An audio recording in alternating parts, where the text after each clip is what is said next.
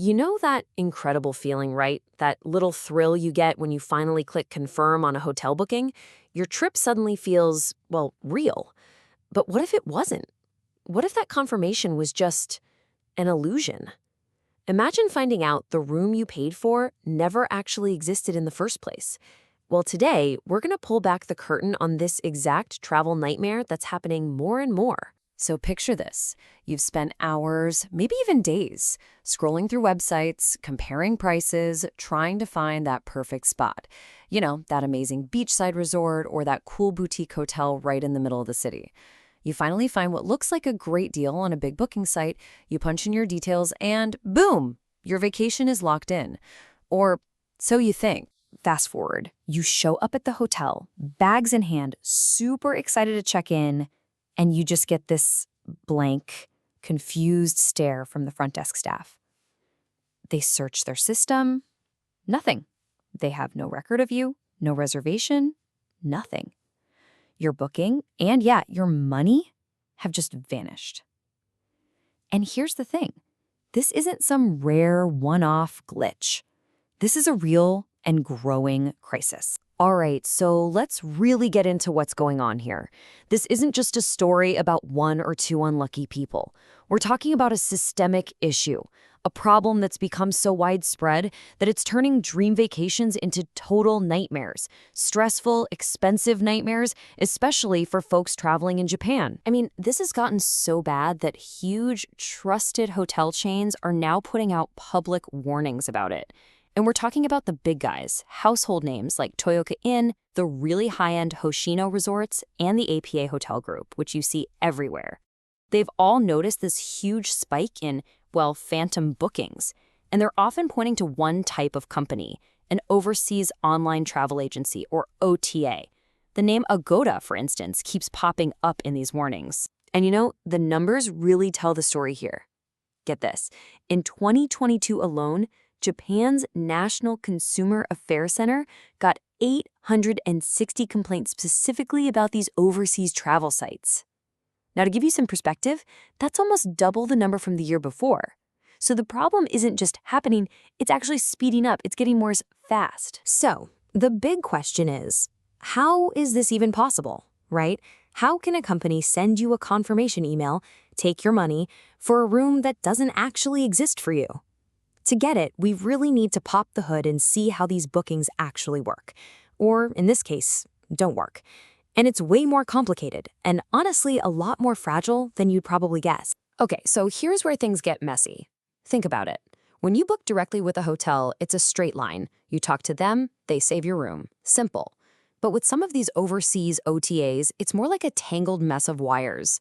Your booking doesn't go to the hotel. No. It goes to the OTA, who then sends it to some other company, a third-party supplier, who is then supposed to make the final booking with the hotel, and it's somewhere in that long, complicated chain that things just break. Your reservation gets lost in them, and this all leads us to the core of the problem. It's a practice called kara-uri in Japanese, which basically means short selling, and it's pretty much what it sounds like. These third-party companies are listing and selling you a hotel room that they don't actually have yet. They haven't secured it from the hotel, so they're not selling you a room. They're selling you a promise of a room, a promise they might not be able to keep. There's a travel analyst, Takataro Toriyumi, who put it perfectly. He said it's basically a high-stakes gamble, and they're gambling with your vacation. The supplier gets your money, and then they scramble to try and find a room for you. And this is key, they have to find one at a price where they can still make a profit. If they can't find one cheap enough, your reservation just evaporates. It's not really canceled because it never truly existed for you in the hotel system to begin with. So at this point, you're probably screaming, wait, how is this even legal? And yeah, that is the million-dollar question, isn't it? The frustrating answer is that it all comes down to this really critical legal blind spot, a kind of loophole in the system that leaves travelers like you and me totally exposed. So here's the deal. It all comes down to where the company is based. You see, travel companies inside Japan have to follow Japan's Travel Agency Act. It's the law, and it gives consumers a safety net. But these online travel agencies based overseas, they're kind of in a legal gray zone. They can sell to people in Japan, but they don't have to play by Japan's rules or follow its consumer protection laws. And what that means for you, the traveler, is just unbelievably frustrating. When your booking goes up in smoke, you have no real power under Japanese law to force them to fix it. Your only option is to go back to that overseas company, hat in hand, and ask them for a voluntary fix, like maybe getting your money back. You are completely 100% at their mercy. Okay, so that was a lot of bad news, I know. But here's the good news. You are not powerless in this situation, not at all. By just being a little bit smarter and more careful when you book, you can seriously lower your risk of this happening to you. So let's switch gears. Let's talk about what you can actually do. Let's build your smart traveler tool. So before you hit that confirm button, just pause for a second and run through this quick checklist in your head. Ask yourself, who am I actually giving my money to? Why is this price so low? Is it too good to be true? And where is this company even located?